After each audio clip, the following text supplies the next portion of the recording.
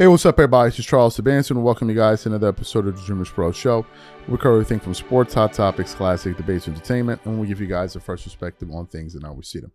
So, as I told y'all, as predictably as you guys could have thought it would, as predictable as you thought Stephen A. Smith would be, he did what we all thought. As you guys know, Jaylen Brown went on the internet and he essentially went scorched earth on Stephen A. Right? Basically says F Stephen A. Blah, blah, blah, blah, blah. And when he was doing that, I said to myself, I know for a fact that Stephen A. Smith is going to respond to this. He's absolutely going to respond to this, and he used his ESPN First Take platform to do so. So in typical Stephen A. Smith fashion, man, he went up there and, in my personal opinion, made a complete ass out of himself. Take a look at this clip here. Jaylen Brown, before I even get into it, could you do me a favor, please? Get your ass a studio. You looking like you in some dungeon, some little room or whatever. You making $54 million a year.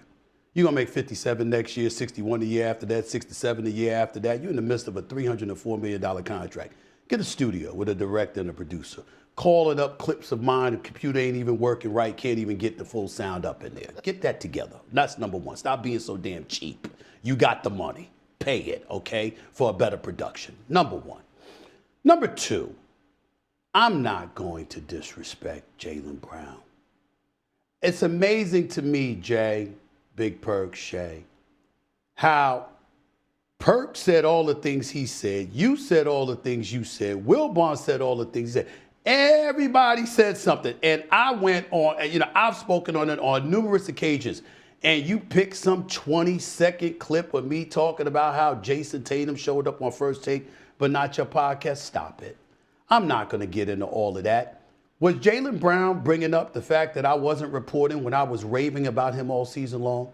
When I was talking about him for the most of this season as a top 2 league MVP candidate? When I was pissed off and I raised holy hell on the air when he got ejected from the San Antonio Spurs game and he didn't deserve that? When I talked about him leading the pack and doing the things that he's done and solidifying his greatness as an athlete? Did he complain then? Did he complain when how many times that we can't even count when I talked about the brilliance of this young man, his philanthropy in the community, the kind of things that he's done, and I've been raving about that all of these years? Did he complain about my reporting then? No, he did not. When I made news years ago and I was talking about how it's not fair to him, but because he is smart, because he doesn't suffer fools, because he will speak his mind, etc., it's alienating some people on Madison Avenue and beyond, which is why he doesn't necessarily have a sneaker deal and he doesn't get the advertising dollars and has the marketing muscle of, say, somebody like his teammate Jason Tatum. Do you know that I spoke about that and he came to the finals wearing his t-shirt to show me your sources, or to the playoff game rather, show me, to tell us your source or whatever the case may be? You know what? There was no question that I was right. And the bottom line is that his own family came up to me in Dallas and thanked me for talking about him the way that I did, because they recognized the fact that I was showing him respect, not disrespect, okay? He won the Eastern Conference Finals MVP, most valuable player. He won the NBA Finals, MVP, or, most valuable player award. All of this other stuff. Was he complaining then? No. But here he is complaining now. Why? Because he's pointing the finger in the wrong direction. Point it at yourself, bro. Let's recap. The Boston Celtics, the most storied franchise in basketball annals, 18 chips. You helped deliver one of them just 2 years ago. 2 years later, y'all surrender a 3-1 lead for the first time in its history, in franchise history, with you driving the bus. And 24 hours later, 24 hours after you didn't go to the basket in the last 2 minutes, after y'all launched 3-point shots on 6 separate occasions and missed every one of them, 24 hours after that was over, you went on camera as a representative for the Boston Celtics and called it your favorite season.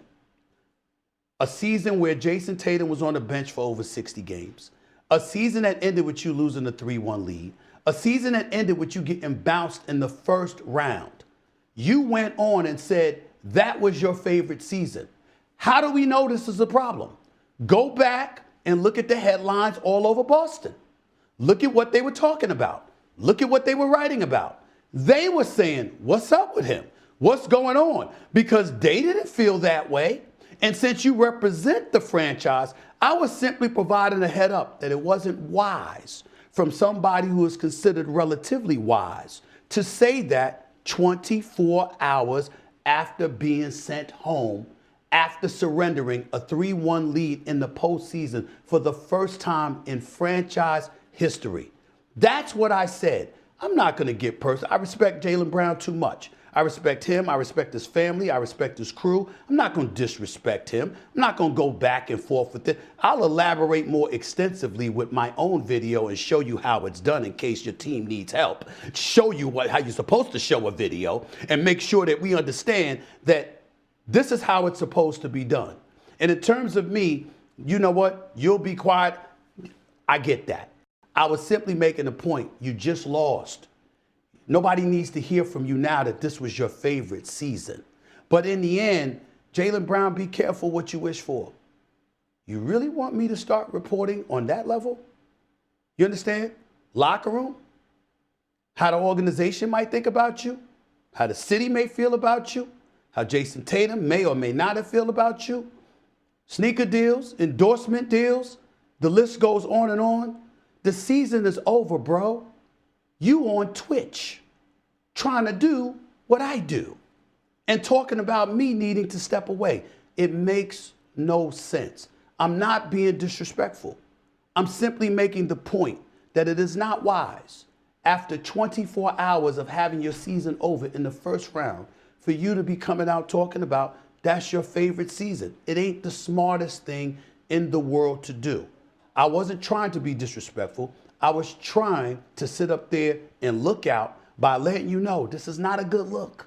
It's not wise. That's all. And I would have respected Jaylen Brown more, Big Perk, Jay, had he come at y'all, had he come at everybody who said exactly what I was saying. But evidently, you understand, when you're talking about clickbait and all of that stuff, somebody told you one of the best ways to get it is to bring up my name. So you heard what Stephen A. Smith had to say. What are my thoughts about this?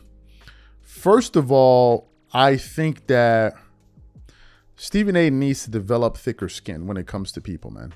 He responds to everything that's said about everything. As long as you're a person that is noteworthy and a person is known, he's going to respond to you. That's number one. Number two, and more importantly, this thing of the clickbaiting and this, Stephen A. in his mind believes he's the entire internet. Like, he thinks he's all of the internet. Do you guys know that there are people on the internet that get way more views than Stephen A. Smith talking news?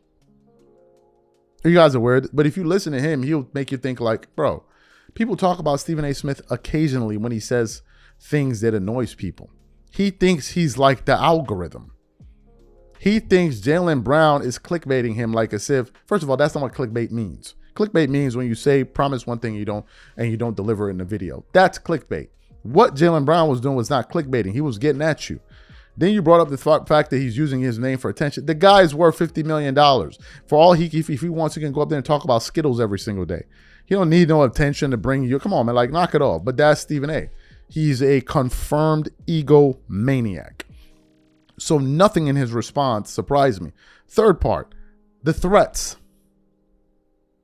The threats. You want me to expose this? Bro, say it. You already been dry snitching for years. Stephen A. the kind of dude, I heard LeBron got punched in the face by so-and-so, but it's not my place to tell it, the story. I heard he had X, Y, and Z happen to him. His girlfriend cheated on him, but I'm not going to get into the detail. Bro, you already told. Just tell the whole story. Who are these people? Because the way I'm sure Jaylen Brown will perceive it is that, wait a minute, you must be in the circles that these people move in that say all these things about me. So how can you be looking out for the brothers and you're not going to tell me who said it? So I know the people I'm dealing with. You're not going to do that? And why do they feel comfortable concerned with you, but then they won't tell me this? Then you're talking about, then he started to get messy. Oh, the people in the Boston Celtics organization, how they feel about you and do all that. This dude is so messy, man. He's so messy. You guys know that Stephen A. was using him as he was talking about Jaylen Brown at the expense of Jaylen Brown. And the stuff that he brought up had nothing to do with news or reporting on anything. That he didn't go on his podcast had nothing to do with anything. But you know he was using this guy in that particular segment for ratings. You know that. Otherwise, why would you talk about him? Why would you talk about something that doesn't make any money on ESPN? Come on, man. It's a symbiotic game. Everybody talks about everybody for news. The part that kills me is the people that think they're like, oh, they only talk about me. But then you go on their shows and all they do is talk about other people. But then when somebody talks about them, oh, you're using me for clicks. Come on, dog. Come on. Like, come on. Knock it off with this stuff like, oh, I'm the algorithm. Come on. And this thing of constantly responding to people, some people love it. Now, in the tail end of that clip, we didn't play it. Jay Williams was like, Stephen A., come on, don't respond to it. It's like, Jay, you don't know who you're dealing with? He's already setting it up for his podcast. That's exactly what he's about to do. That's going to be the topic of the day. Jaylen Brown said this, so now I'm going to do an entire show responding to him. Come on, we know the deal, man. We know the deal. Y'all can like this, bro. I think there's a reason why everybody's constantly going at this dude. After a while, it's not everybody, it's you. These are my thoughts.